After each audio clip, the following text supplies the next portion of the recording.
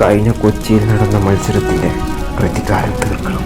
എന്നാൽ കഴിഞ്ഞ തവണത്തേതിൽ വെച്ച് പുതിയ ടീം കൊണ്ടാണ് ബ്ലാസ്റ്റേഴ്സ് വരുന്നത്. പക്ഷെ ആരൊക്കെ വന്നാലും അവരെ മണ്ണിൽ പോയി അവരെ മുട്ടുകുത്തിച്ചിരിക്കണം. അവരുടെ ആരാധകരെല്ലാം കണ്ണുനീരോടെ അവിടെ നിന്ന് മടങ്ങണം. അതായിരിക്കണം നമ്മുടെ ലക്ഷ്യം. നിങ്ങൾ പറഞ്ഞത് എല്ലാം ശരിയാണ്. ഞങ്ങൾ ദുർബലരാണ്. പക്ഷെ നിങ്ങൾ കളിക്കാൻ പോകുന്ന സ്ഥലത്തെക്കുറിച്ച് ഓർത്തു നോക്ക്. അത് കൊച്ചിയാണ്. നേരെ കമാ.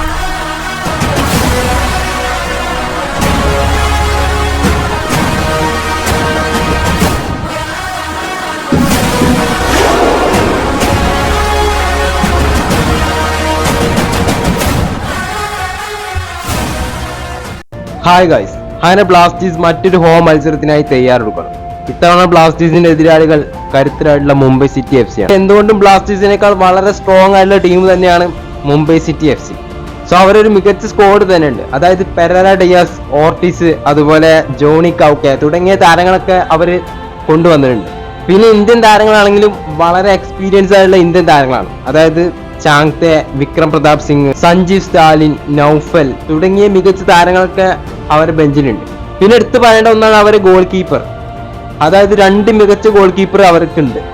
അതായത് ഒന്ന് ലജൻപയും രണ്ടാമത്തെ TP രാനേഷും എക്സ്പീരിയൻസ് ആയിട്ടുള്ള ഗോൾ കീപ്പേഴ്സ് ആണ് അവർക്കുള്ളത്. അങ്ങനെ എന്തുകൊണ്ടും ബ്ലാസ്റ്റേഴ്സിനേക്കാൾ വളരെ സ്ട്രോങ് ആണ് അവർ. ബ്ലാസ്റ്റേഴ്സിന്റെ കാര്യത്തിലോട്ട് വരാം. ബ്ലാസ്റ്റേഴ്സ് ആദ്യ മത്സരത്തിൽ മോഹൻ ബഗാനെതിരെ എതിരില്ലാത്ത 2 ഗോളുകൾക്ക് പരാജയപ്പെട്ടിട്ടാണ് ബ്ലാസ്റ്റേഴ്സ് ഈ ഒരു മത്സരത്തിനായി വരുന്നത്.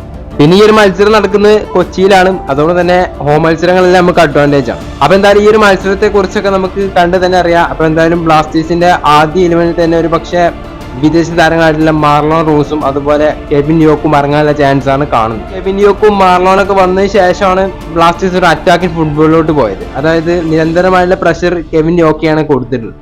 അതോടെ തന്നെ ഈ ഒരു മത്സരത്തിനായിട്ട് ഒരു വിജയം തന്നെയാണ് ബ്ലാസ്റ്റേഴ്സിന്റെ ലക്ഷ്യം. അതോടെ തന്നെ ഫസ്റ്റ് ലെവലിൽ കെവിൻ യോക്കും അതുപോലെ മാർലോനും ഇറങ്ങാനുള്ള ചാൻസ് നമ്മൾ കാണുന്നുണ്ട്. അപ്പോൾ എൻ്റെ ഒരു അഭിപ്രായത്തിൽ സേഫ് സെക്കൻഡ് ഹാഫിൽ ഇറങ്ങിയ നവോച്ച സിംഗ് ഫസ്റ്റ് ലെവലിൽ കളിക്കണം. പിന്നെ റൈറ്റ് ബാക്ക് ആയിട്ട് ഞാൻ പ്രിഫർ ചെയ്യുന്നത് ഹൈബൻ ടോണിയെ തന്നെയാണ്. അങ്ങനെ എന്തായാലും മുംബൈക്കെതിരെ കളിക്കുമ്പോൾ വളരെ നല്ല മാറ്റത്തോട് കൂടി തന്നെ ആയിരിക്കാം ബ്ലാസ്റ്റേഴ്സ് ഈ ഒരു മത്സരത്തിനായി ഇറങ്ങാൻ പോകുന്നത്. കാരണം മോഹൻ ബഗാനെതിരെ കളിച്ച പോലെ ഒരു ഡിഫൻസീവ് ഫുട്ബോളിലോട്ട് പോയി കഴിഞ്ഞാൽ ബ്ലാസ്റ്റേഴ്സിന് ഈ ഒരു മത്സരം നെഗറ്റീവ് റിസൾട്ട് ആയിരിക്കും. പിന്നെ ഈ ഒരു മത്സരം നടക്കുന്നത് 22-ാം തീയതി കൊച്ചി സ്റ്റേഡിയത്തിൽ വെച്ചാണ്. അപ്പോൾ എല്ലാവരും കളി കാണാൻ പോവുക, ടീമിനെ സപ്പോർട്ട് ചെയ്യുക. സോ അപ്പോൾ എന്തായാലും വീഡിയോ ഇഷ്ടപ്പെട്ട ലൈക്ക് ചെയ്യുക, ചാനൽ സബ്സ്ക്രൈബ് ചെയ്യുക. സോ നിങ്ങളെ അഭിപ്രായം താഴെ കമന്റ് ചെയ്യുക. അപ്പോൾ അടുത്തൊരു വീഡിയോ